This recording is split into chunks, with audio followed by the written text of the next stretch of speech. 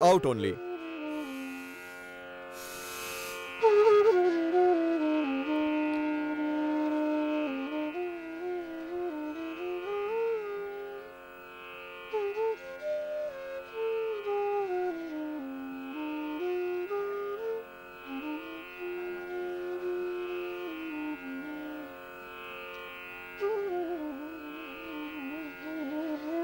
Practice Bahya Pranayam with Tribandh. Although Mool Bandh can be practiced with all pranayams. In Mool Bandh, one has to stretch up the area below the navel. Contract your stomach to your spine. This is Udyan Bandh. Lift up the part between the anus and navel. This is Mool Bandh. Contract your stomach to your spine. This is Udyan Bandh.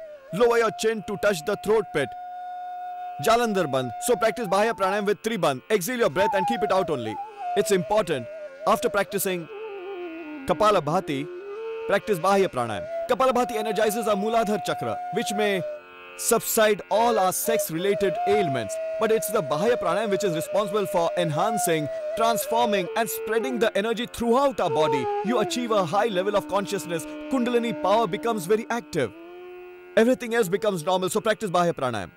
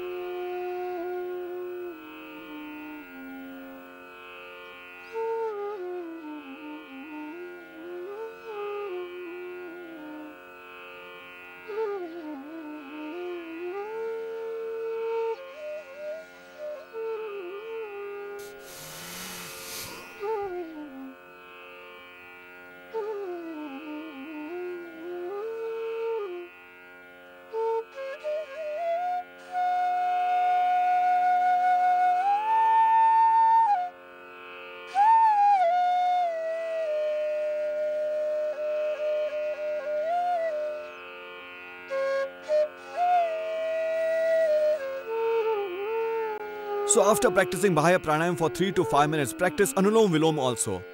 It improves the nervous system of the body, cures brain system, pituitary gland, thyroid gland, and also the endocrine system. All men and women, those who are suffering from sexual diseases, are unable to conceive, they will find major improvements. Kapalabhati and Anulom Vilom are the only two main pranayam. There is a complete package that has to be practiced essentially. But these two pranayam are the most important. Practice them for longer durations. Lift your right hand, practice it for 15 to 20 minutes. Initially practice for 5 minutes. Gradually increase the duration. Inhale from the left nostril and exhale from the right. Then inhale from the right and exhale from the left. Start from the left nostril. Inhale from the left, exhale from the right. Again fill into your lungs from the right and exhale from the left nostril. Practice with full devotion. Focus your mind on 8 chakras. Focus your mind on the Lord. There is a flow of a new energy and strength in the body. My body, mind, pran, soul and the whole universe is becoming enlightened. It is glowing. Lord himself is showering his blessings on me. Khuda, Allah, Parmeshwar, God, Almighty, or Vaheguru, whatever name you have given to him, he is blessing you. He only is Ek Omkar, Parmeshwar, our creator and supreme power. While meditating on Om, practice pranayam with full devotion. You will be blessed with divine powers. Earth, fire, wind, water, goddess of earth, goddess of fire, wind, moon and sun god, all these divine powers will favor you. Your path will become clear. Practice with full devotion like a religious ceremony. Practice Anulom Vilom Pranayam. Close the right nostril with your thumb and start from left. Then close the left nostril with 2 middle fingers.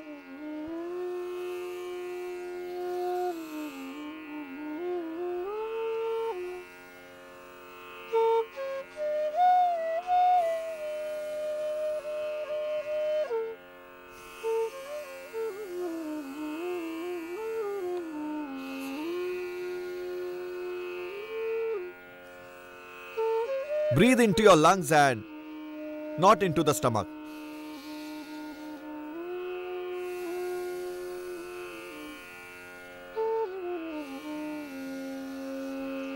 Practice all the pranayams with Mool Bandh.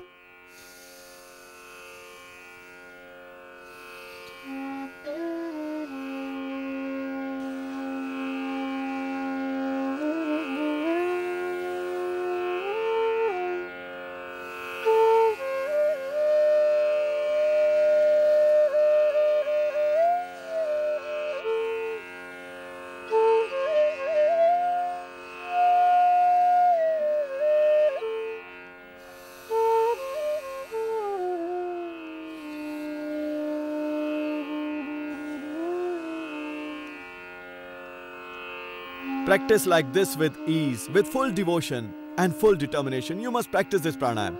While practicing them, nurture this thought in mind that your diseases, your ailments are being dissolved. You are receiving blessings, you are receiving energy. All divine powers are blessing me. The whole universe is in my favor. There is happiness all over. There is pleasure. There would be happiness in life. Practice pranayam with these feelings. Practice with full devotion. And Mool Bandh will have to be practiced with all the pranayam and develop an attitude of gratitude towards God in each moment. Now let's practice Brahmari pranayam with full devotion. Focus your mind in Agya Chakra and generate the sound of Om from nostrils with mouth closed. Forefinger resting on the forehead, rest 3 on eyes, ears closed completely with thumbs. This is Brahmari pranayam. It can be practiced for 3 to 5 and even 11 times.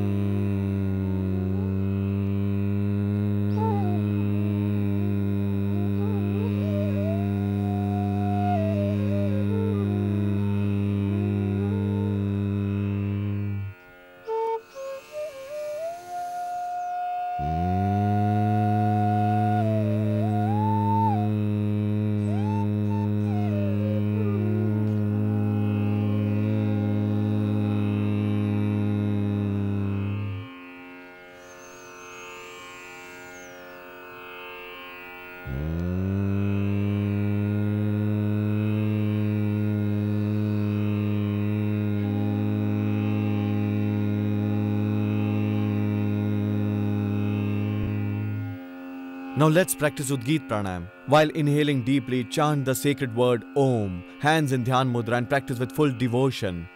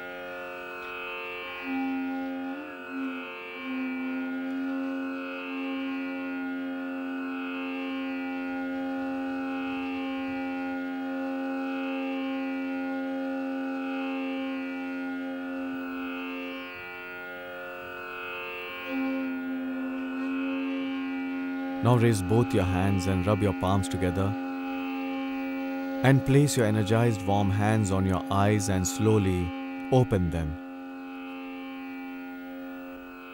You must practice this pranayam every day. In addition, the steps of minor exercises should also be practiced by a healthy person after he has done his pranayam, and this meditation on Om, because pranayam brings a calmness in your body, a calmness in your mind. Body seems to become inactive. Therefore, practice butterfly exercise. Then fold both the arms from elbows, rest your hands on shoulders and rotate them. These 2 minor exercises should be practiced every day by you, however busy you may be. After the practice of pranayam and your meditation on Om, you may do these minor exercises. It will provide flexibility to your body and joints will remain healthy. Now, we will talk about some yogasanas for men and women, beneficial for both husband and wife. These asanas will really help the childless couples. For the first important asana, you may sit in Vajrasan. In Vajrasan, the ankles remain outside and toes inside, both the feet joined together. Big toes lying close to each other and knees joined together in front.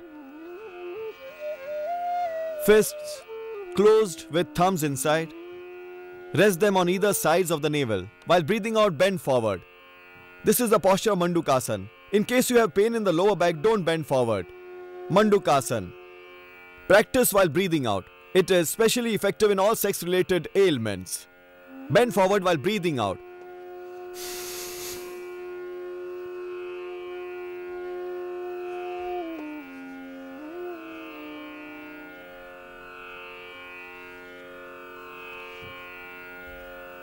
Then come back.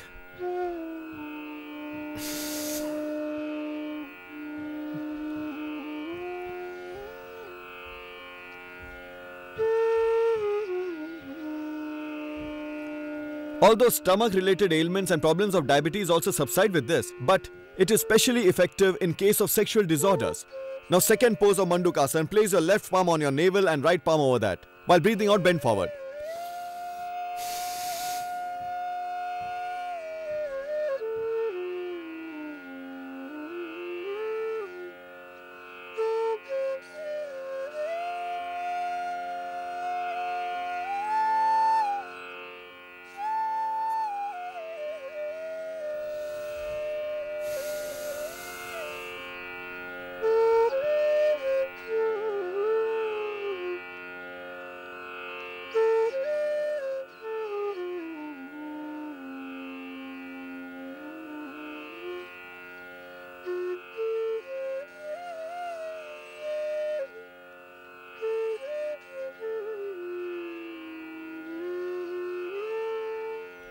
Mandukasana can be practiced for 3 to 5 times. Next is Shashakasana. Rest both the hands on knees. While breathing in, lift your hands up, and while breathing out, bend in forward direction. This has been found effective in sexual diseases.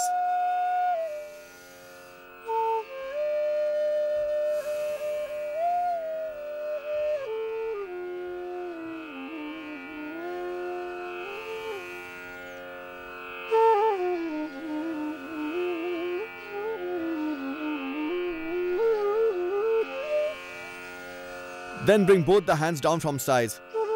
These are some yoga that are equally essential for both husband and wife, for men and women. But during menstrual cycle, women should avoid the practice of this asana and Bahya Pranayam. And after conceiving, they should only practice pranayam with the exception of Kapalabhati and Bahya Pranayam. Rest they can practice. We have also designed specific exercises for them that they should practice. So, before the wife conceives, couples should practice these asanas. One of them is Ushtasana and the other is Ardha Chandrasana. Both are practiced while sitting. Stand on your knees. Keep the toes apart from each other. Stretch backwards. Right hand on the chest and left over that, Ardha Chandrasana. While breathing in, bend in backward direction.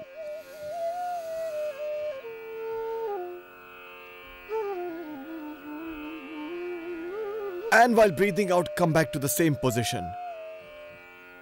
Practice Ardha Chandrasana gently. Do not use force so that you do not fall back.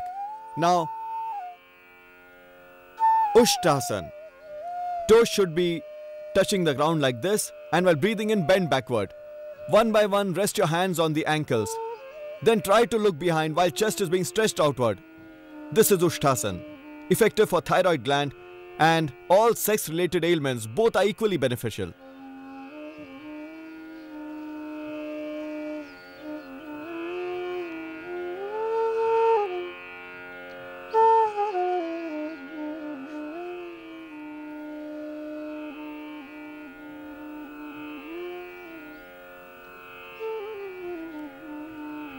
Now sit gently. These should be practiced in a sitting posture. Now few important asanas in lying posture. Sarvangasana, Halasana and Kandharasana. These are recommended for men and women as well, for both husband and wife.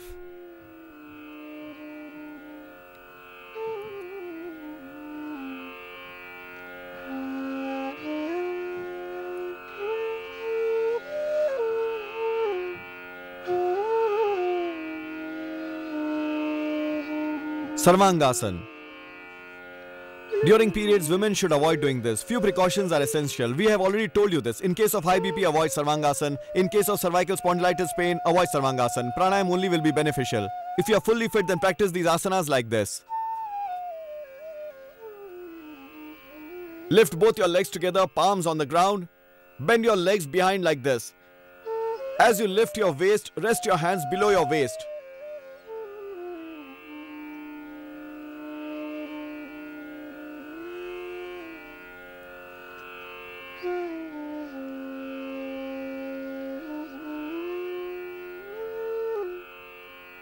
Your whole weight will be on your shoulders and head. Body will be completely straight with toes stretched upward. Breathing will be normal. Breathing will remain normal. Knees fully stretched. To come down, slowly bend your legs toward your head. Then remove the hands. First straighten your waist. Then slowly bring your legs also down. This is Sarvangasana. This can be practiced initially for 2 minutes to 5 minutes. This will help subside sexual problems, help to improve your eyesight. Hair-related problems will subside. And even the weakness. It's a solution for all problems. If practiced regularly since childhood, one may remain free from ailments throughout his life. After Sarvangasana, now let's practice Halasana. Both these asanas are very effective for pituitary gland and thyroid gland. They improve them and also help to control sexual disorders. Lift your legs slowly, knees will remain straight, and then place it behind your head.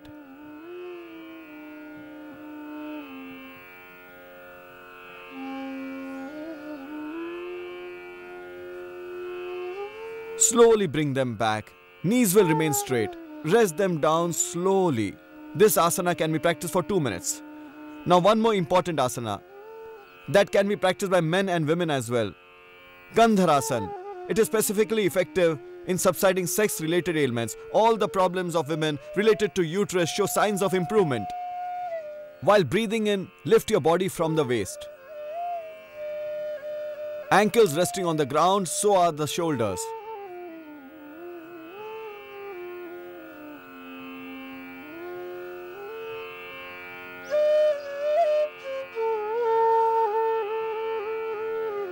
Breath retained in. Retain your breath in till the time you lift your waist. Then while breathing out, slowly come down. Rest for a while in Shavasana. Feet resting apart from each other, hands resting little away from the thighs, eyes closed, mind calm. Be one with your breath. Imagine yourself in the care and shelter of Supreme Lord. Have a feeling of fearlessness and contentedness. You are the receptor of supreme light, of supreme love, of supreme energy and supreme power. You are receiving from all sides. Dedicate yourself to Almighty. Your fears will dissolve. Insecurity will disappear. No more you'll feel lonely. Be one with the God. Be one with yourself. This is Yoga Nidra. Practice it every day after the Yoga Abhyas. It will relieve all your tension, stress, hypertension and will help subside the heart problems. Now rub your palms together, place them on your eyes to feel their warmth. Slowly open your eyes and sit down while turning to the left.